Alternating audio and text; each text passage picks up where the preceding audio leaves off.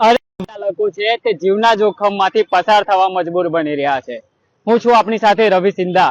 અત્યારે spark today ન્યૂઝની team Akota વિસ્તારમાં આવી પહોંચી છે અને અકોટા વિસ્તારમાં ડીમાર્ટ થી ગાય સર્કલ જવાનો માર્ગ છે ત્યાં મસ્ત મોટો ભુવાએ છે તે જન્મ લીધો છે ને આપ દ્રશ્ય જોઈ શકો છો કે અહીંયા 15 ફૂટ જેટલો અહીંયા ભુવો છે તે પડ્યો છે। ગઈકાલે પણ જે પ્રોડક્ટિવિટી રોડ છે ત્યાં રોડ પર મસ્ત મોટો જે ભુવો પડ્યો હતો તેમાં એક કાર ખાબકી હતી। વડોદરા શહેરમાં અનેક વિસ્તારમાં આ રીતના મસ્ત મોટા ભુવા પડી રહ્યા છે જેને લઈને વાહન ચાલકોને ઘણી હાલાકી થઈ રહી છે અને વાહન ચાલકો છે તે જીવના જોખમમાંથી પસાર થવા માટે મજબૂર બન્યા છે। વડોદરા શહેરમાં જે રીતના કોન્ટ્રાક્ટરો દ્વારા નબળી ગુણવત્તાવાળી જે કામગીરી કરવામાં આવી છે તેના ઉત્તમ ઉદાહરણ છે જે નબળી કામગીરીના તે આખા ભુવા છે તે રોડ રસ્તા ઉપર જોવા મળી રહ્યા છે। હાલ જે આપ દ્રશ્ય જોઈ રહ્યા છે આ મસ્ત મોટો જે ભુવો છે જે લોકોના જીવ લે તેવા અહીંયા પ્રકારનો અકોટા રોડ પર જે ભુવો છે તે પડ્યો છે।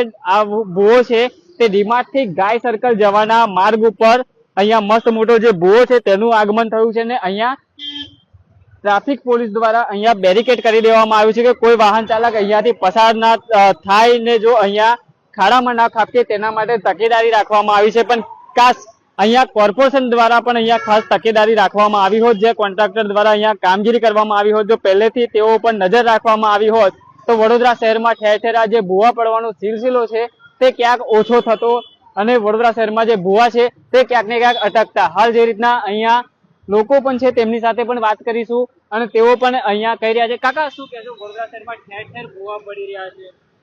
આ જૂની લાઈનોના લીધે પાઇપો ખલાસ થઈ ગયો એટલે ભુવા પડી રહ્યા છે અને કોર્પોરેશન પાછળ રિપેર પણ કરતી જાય છે। આ રોડ પર જેટલા ભુવા પડ્યા હતા લગભગ બધા પતી ગયા છે। આ નવો ભુવો આજે જ પડ્યો છે, કદાચ આજે ને આજે એનું સમારકામ થાય એ પણ સંભાવના છે। કોર્પોરેશનની કામગીરી એક જગ્યાએ પંચર થાય બીજી જગ્યાએ પંચર થઈ જાય કેવું છે? 20-25 વર્ષ જૂની લાઈનો છે એટલે નવી લાઈનમાં નથી આ ખાડા પડ્યા, જૂની લાઈન છે। જી દર્શક મિત્રો, અહીંના સ્થાનિક લોકો છે તેઓ પણ કહી રહ્યા છે કે અહીંયા યોગ્ય જે અહીંયા પેલું પાઇપલાઇન છે તે અહીંયાથી નીકળી હતી અને તેનું જે માટીનું ધોવાણ થયું છે તેના કારણે વડોદરા શહેરમાં ઠેર ઠેર ભુવા છે તે પડી રહ્યા છે।